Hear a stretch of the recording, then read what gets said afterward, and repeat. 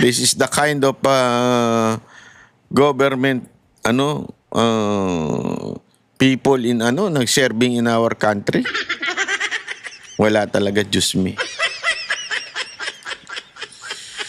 Hay nako, alam mo mga kababayan, dito tuloy nanghihinala ang mga taong bayan sa kalalagayan ni BBM. Hindi dahil sila ay concerned, pero dahil siyempre presidente ito yung may hawak ng pera natin, ito yung may hawak sa desisyon, ito yung may hawak ng kapulisan, ito yung may hawak ng kasundaluhan. Ito yung pinaka main man eh. So karapatan namin kahit maliit na sakit yan, kahit kumati lang ang kuko niyan. Kumakati ba yung kuko? Diba? Kahit sumakit ngipin yan, kailangan namin malaman yan.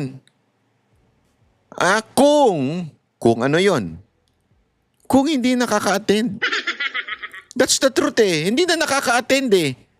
So may problema tayo dito. Hindi nakaka-attend yung tao eh. Pambihirang buhay oo. Dapat naman yan, dapat naman po yung tignan ng mauigi. Sambira kayo. Ito panoorin niyo itong balita. Pinabulaan na ng Malacanang ang mga kumakalat umanong text messages na dahil raw sa iligal na droga, kaya lumalala ang sakit ni Pangulong Bongbong Marcos.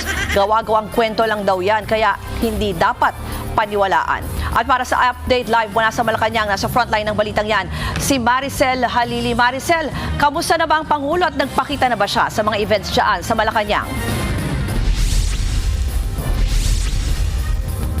Nako, Ruth, no show pa rin si Pangulong Bongbong Marcos sa mga event dito sa Malacanang. Ang una niya dapat pupuntahan ay yung awarding ceremony, pagkilala para doon sa mga government workers na maganda yung naging performance. Alas 9 yan dapat ng umaga kaninang umaga dito pa rin sa Malacanang, pero hindi siya nagpakita dyan. Sa halip, si Executive Secretary Ralph Recto ang naging kinatawan niya at nanguna dito sa awarding ceremony. Ang paliwanag naman ni ES Recto, kahit naman sino na nagkakaroon ng sakit, kailangan din naman magpahinga. Siya raw mismo na-diagnose na nagkaroon din ng diverticulitis noong nakaraang taon at kinailangan din naman niya na magpahinga ng 1 linggo kada episode. Doon sa 2 beses na diagnose siya nito. Pero sa ngayon daw, ang sinasabi naman ni Palace Press Officer Undersecretary Claire Castro, hindi naman kailangan na mag-release pa sila ng medical bulletin dahil inire-release lang daw itong medical bulletin kapag serious yung kondisyon ng isang Pangulo. Pero sa ngayon, mismong si PBBM naman daw ang nagsabi na hindi naman daw ito life-threatening. And aside from that, nagbibigay din naman daw ang Malacanang ng update every now and then kung ano na yung nangyayaring progress at improvement doon sa health condition ni PBBM. Pero tama ka, pinabulaanan din, Ruth, ng Malacanang yung kumakalat na text message na sinasabi na lumalala daw itong acute na diverticulitis na nakuha nitong si PBBM, at ang sinasabi ng Malacanang, dahil daw unknown ang number nito, ibig sabihin unknown din ang source nitong information na ito, kaya malinaw na gumagawa lamang daw ng istorya yung nagpapakalat nito at hindi dapat. Hindi, ayan na nga, meron daw kasi nagte-text ng kung ano-ano. Kaya nga alam mo, napaka-importante yung medical bulletin. Bakit hindi nyo na lang ilabas yun? O baka naman hindi lang kayo ready at this time. Pwede nyo namang o sabihin na, wait lang, idodoktorin mo. Dodoktorin. Doktor kasi. Aayusin muna namin, ganun, di ba? Doktorin. Aayusin po muna namin yung medical bulletin. Yung ganun ba? Pwede nyo naman sabihin ganun. Bakit ba palusot kayo ng palusot?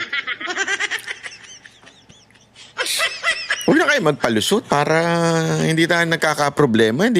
Kasi suplak na kagad yung mga social media na nagsasabing si Marcos ay medyo malala na. Di ba? Maayos yan eh. Maganda sana kung ano lang kung kayo ay magbibigay lang ng medical bulletin wala puro kayo daldal puro kayo salita. At paniwalaan. Pakinggan natin ang naging pahayag ng Malacanang. Well, it's only natural for the doctors to tell him to take a week rest. And I think in the next few weeks, the president will be fully recovered. Anong advice sa kanya, yung latest advice sa kanya ng Dr. Imus? Konti pahinga lang. Just like any other normal individual. Wala mo ng public I'm sure pag kayo pumunta sa doktor at masakit ang sa inyo, sasabihin sa inyo, mag-rest din kayo ng 1 week. Yon, sana all. Gago! Sana all. Raprekto sablay ka talaga kahit kailan, no? Lahat ng hirit mo sablay. Bakit gano'n? Kasi nasa taas ka nga pala. Hindi mo alam ang nangyayari sa baba. Sablay ka talaga. Sabi niya, any individual daw na pumunta sa doktor at sabihin ng doktor masakit ang tsaan mo, ikaw ay magpahinga ng 1 linggo, pambira. Sana all, ano? Sana na-imbento ka na nung bata pa ako. Sana ikaw ang principal namin nun. Sana nung high school ikaw ang principal. Para pag sumakit yung tiyan ko, 1 week akong absent. Gago! Gustong-gusto ko pa naman yun, yung ma-absent ako. Pinipilit kong lagyan ng bawang yung kilikili ko para uminit. Tapos pupunta ako sa clinic, tapos pagtingin nila 38. Umuwi ka na. Gago! Sana ikaw yung principal namin. Kasi ginagawa namin noon, pagka talagang gusto namin mag-cutting classes, kami magkakaibigan, kanya-kanya kami sakit, drama. Yung isa nilalagnat, yung isa inuubong malupit, yung isa naman nagtatae. Pero ang totoo lang naman gusto mangyari, makauwi, pauwiin ng clinic. Bakit? Di naman malalaman nung nurse yung tae mo kung malambot o hindi. Hindi naman pagkatas mong tae, wag mo muna ipaplas. Titignan ko muna. Wala namang ganun At least dyan, kung ikaw yung principal, masakit ang tiyan mo, 1 linggo kang absent. Gago! Yan ang mga hirap sa mga nagpapalusot no? Yan talaga. Alam mo, yan ang problema pag ikaw nagpapalusot ka, kung ano-anong naiisip mo. Talagang matik yan. Sablay yung logic mo. Kasi nagpapalusot ka Hindi ka nagsasabi ng katotohanan. So matik yan. Sablay ang logic mo.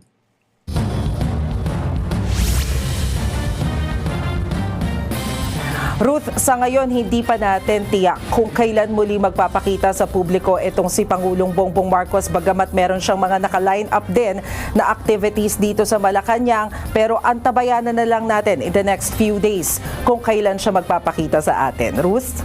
Tanong na lang din kita kung may BBM, magparamdam ka daw. BBM, magparamdam ka. reaction pa ulit ang palasyo tungkol dito sa impeachment, lalo na yung sinasabi dyan sa Committee on Justice na posibleng ipatawag o paharapin ng Pangulo bilang respondent pag tinatalakay ang impeachment complaint.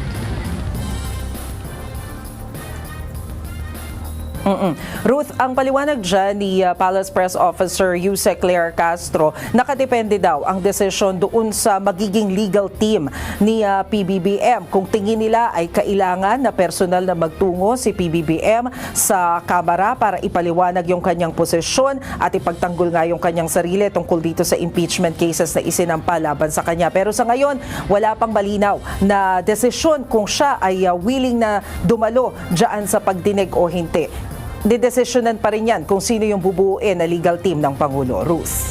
Yan po ang Express Report ni Maricel Halili live mula sa Malacanang. Mga kapatid, Ruth Ayun, grabe. Ang lupit talaga, oo. Ay, nako. Anyway, eto na nga. Yan na nga po ang nangyayari sa ating bayan at this moment. Talaga nga namang marami ho nagsasabi na delicates na ho daw ang Pangulo. Pero ako, sabi ko nga ho sa inyo, I hope not. Kasi hindi naman maganda kung may mangyari sa kanya at hindi niya panagutan ang lahat ng nangyayari na sa kawalangyaan sa ating bayan, di ba? So dapat talagang panagutan niya ito. Matindi ho etong ganyang sana. Kami ang boses ng masa, hindi natatakot. Katotohanan lang, di kami nalulunod.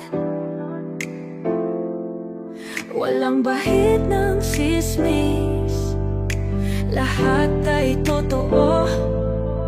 Kahit sino ka pa, pag mali ka babanatan ka.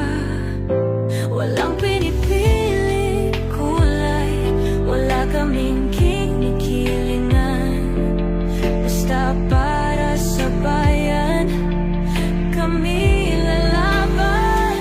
Pagdama palakpakan, pag mali banatan. Di matitinag, di matatakot, para sa bayan tuloy ang sigaw. Sa harap ng kamera, walang halong takot.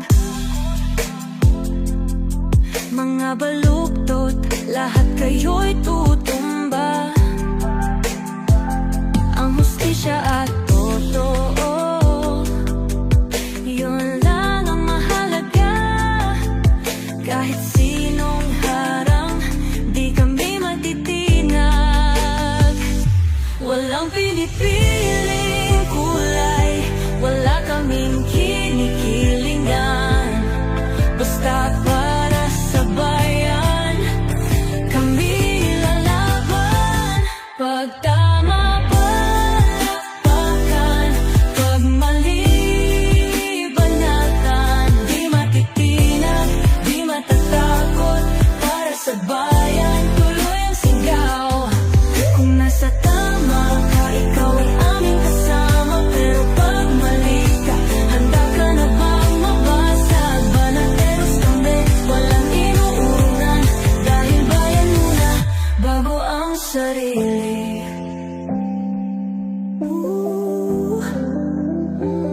Bago ang sarili.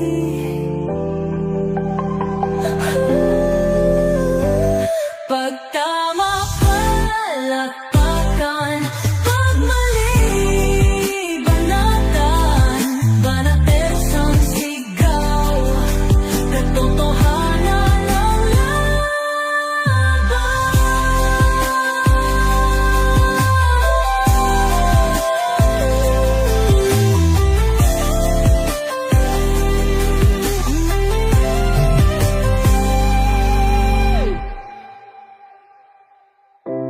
sa harap ng kamera, walang